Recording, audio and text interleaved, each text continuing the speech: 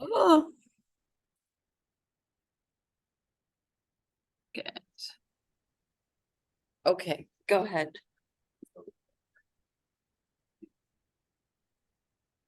Good morning, everyone. I'd like to call to order the annual joint review board meeting for the Village of Lannon on December 13th, 2023 at 7:32 a.m.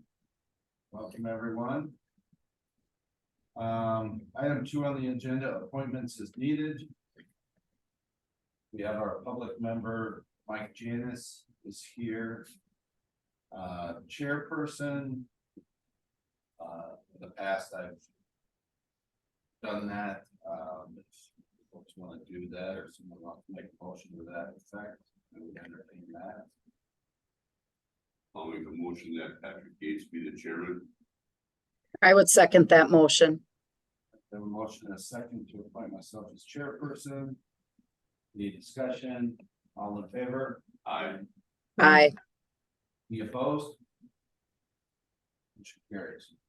Item 3, review annual PE 300 reports on the performance and status of the village's active TID districts, TID tax incremental districts required by this statute 66.11 sub F.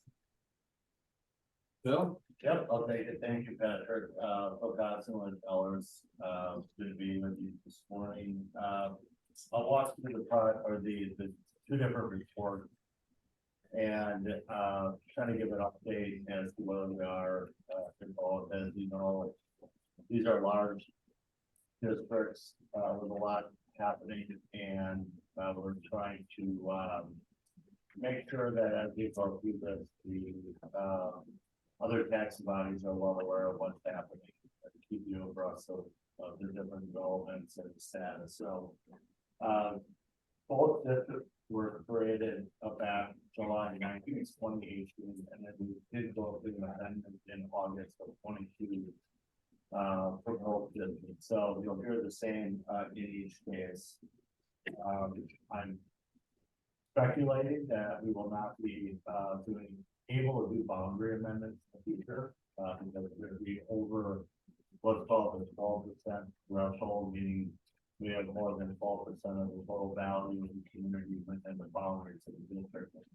Therefore, not able to expand the boundaries anymore. But in the future, the village does have the ability to amend projects. So you can add projects along the way through future amendments as well. So in that report on the first page, you'll see that the base value has been adjusted and from last year's report, and that's because we went through the amendment in 22, so we added more base value at that point when we expanded the boundaries.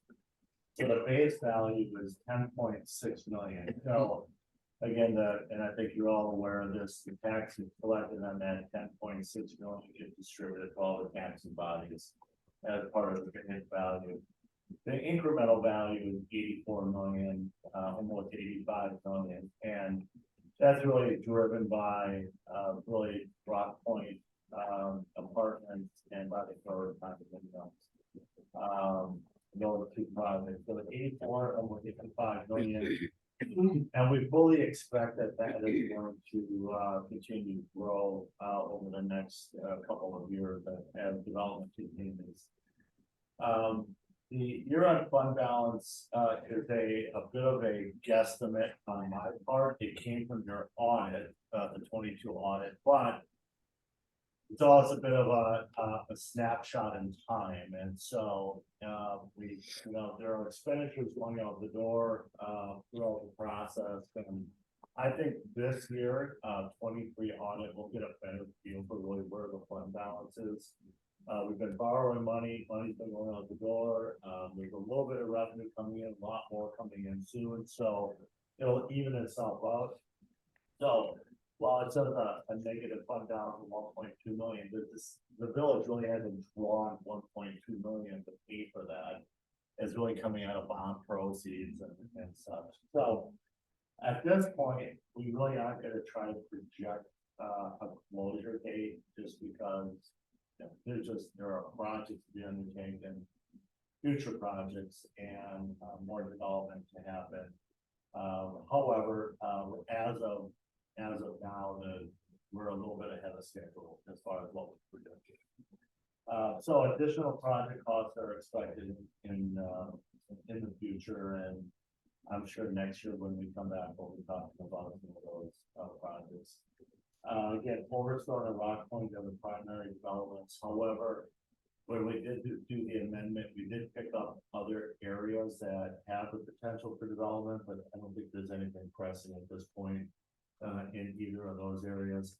We've attached the map, as you can see on the second page in, which is pretty extensive area of the village on the kind of northeast side of the village.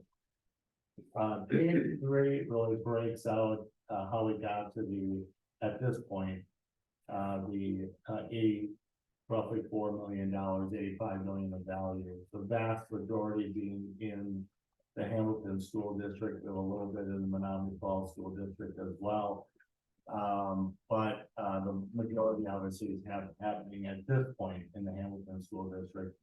The Overstone condos continue. Phase 3 of the condos have a significant amount of build out that has occurred in 23. There's still, I just drove through there the other day, more development happening, and I think by 24 it'll be fully built out as it looks, at least what's in the TID portion. There's still potential in the future. Rock Point is significantly ahead of schedule. I did have a conversation with the developer in regards to their build out. They expect to be fully built out in 23 with maybe some finish projects in 24, but for the most part, they're pretty much wrapped up. Yeah, they've got occupancy of all the buildings. Yeah. So they thought maybe a little bit of value added in 24, just finishing up property kind of projects and stuff. So how we reflected in here is it'll be for the most part fully built out in 2023, which will add our projection next year another 50 million almost in value, and about 136 million in total value. Now I think that's probably stating it a little bit because of where the condos are still selling at, which is still higher than any of the projections that we made through this area. So at 136 million, if we flip to the next page, you'll see that that'll, once fully built out, generate about $1.8 million, $7 million of annual revenue coming into the fund. One of the things that is happening, not just in London, but elsewhere, is we're seeing this declining mill rate issue, and it continues statewide. It's the big, the main thing that a lot of communities are talking about because it's having an impact on the tax increment district. So, we had 13% growth statewide last year, and net new construction in most communities allow you to grow not so much land, but other places maybe 2-3%. And so the impact of that is we see declining tax rates. So, you're down to $13.01 on an equalized basis. At some point, that's have to level out. I think slowing of the economy a little bit, higher interest rates, and it will start to level out going forward. So we didn't really try to make a projection where tax rates are going to go going forward. We kept it at the $13.01 equalized. We do show a 1.5% appreciation factor on the property. Again, last year it probably went up over 10%. So I think that's pretty conservative as well. But it generates a pretty significant revenue stream, which we then pull into the cash flow, which has a lot of numbers on it and a lot of moving parts. But really at this point, there are existing debt obligations, 4 series of debt obligations that are being paid off. that are in the grand scheme relatively small compared to the revenue being generated.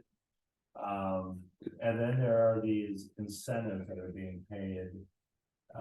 We've eliminated through a borrowing last year, all the upfront incentives.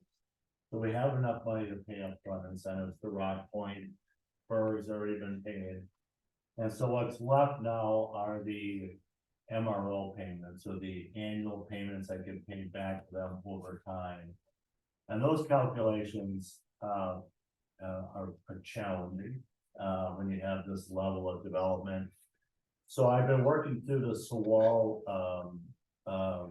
MRO payment with them. And it's back in their plate. They have, there's something that I requested they look at in regards to one of the parcels where they actually saw a drop in value, even though development occurred on one of the parcels.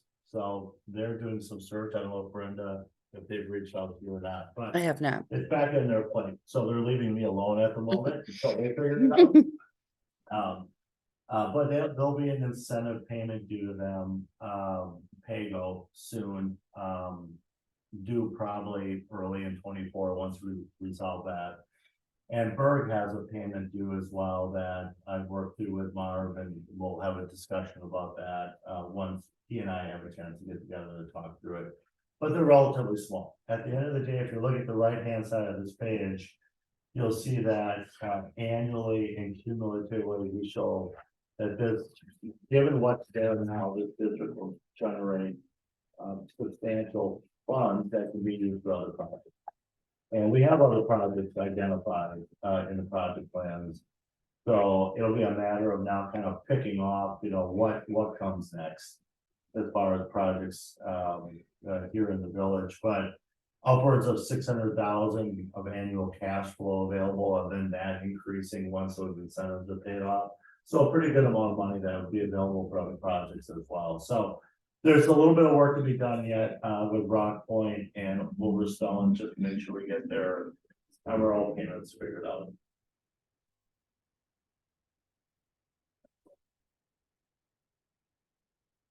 All right. And then the last, just real quick, the last page is the actual PE 300 report, which that'll lump together all the expenses and revenues. So I looked at the audit versus the PE 300 that gave me more detail. Any questions for Phil before we move on to two? Okay. All right. Same approach with bid number 2. We here also created in July of 18, amended in August of 22. The base value jumped substantially here. We did add quite a bit of property when we did the amendment. So the base value is 13 million. Again, that gets distributed to everybody. The incremental value is 16.4 million. That's primarily coming from Whispering Ridge North. That's the primary development there, but I think we also saw some property appreciation throughout the other area that added to that. We do have a year-end fund balance again per audit of negative 75,000. Again, I think that's more of a timing issue than anything else, and maybe some professional service fees. I'm thinking, Brenda, that were paid. But anyway, that'll go away. You'll see quickly. The development here is the 38 single family homes, primarily at this point. The value per home of 400,000 is pretty accurate, actually. It might be a little bit low. I think we're closer to like 450 when I looked at them. I think so too. They're more in that range. The Sewall development, condo development is hopefully breaking ground next year, I assume. They're moving dirt out there. Yeah, they're moving again, so. So we'll see what happens there. We have an MRO payment with them that you'll see we have a placeholder for in here as well. I did talk at great length with the Ren developer, Joe Vukovic, and spent quite a bit of time with Joe going through the analysis of the the payable, the MRO payment that goes back to them, what I believe. In 23, we're gonna see about another 3.7 million in value, just based on what he and I have talked about.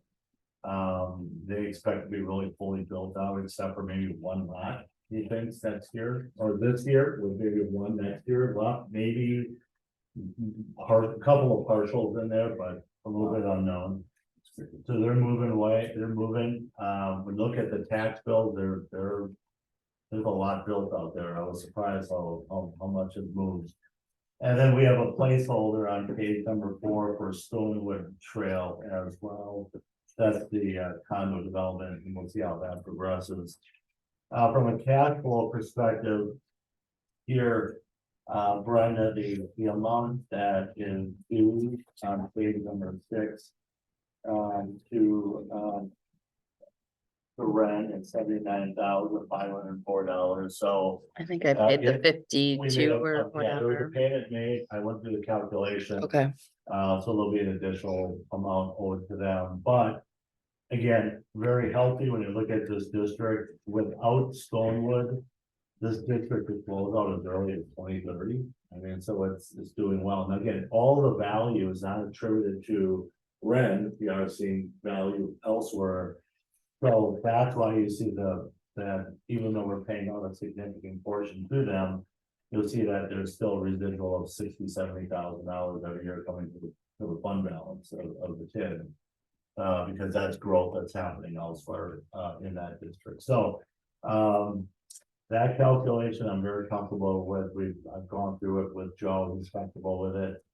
And I think we're in good shape. In TID number 2 going forward. Way ahead of schedule, because they're way ahead of schedule. Good. And that still leaves room for other barriers down the road too, which will probably find that. Yeah. Some of these other properties that are really limited as well.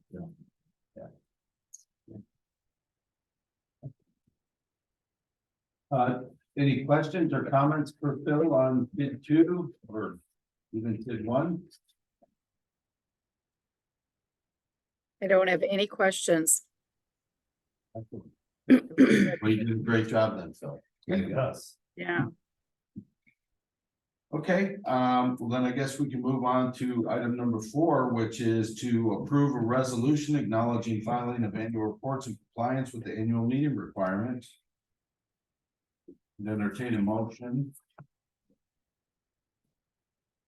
I can make a motion to approve the resolution acknowledging filing of the annual reports in compliance with the annual meeting requirements. and I would second that motion. We have a motion and a second. Any further discussion? All those in favor? Aye. Aye. Any opposed? A motion carries. I'll entertain a motion to adjourn. I'll make a motion to adjourn. Motion. I'll second that motion. Thank you. Motioned and seconded. All those in favor? Aye. Aye. Motion carries. We are adjourned. Thank you very much. Appreciate it. Thank you. Thank you. Have a good day.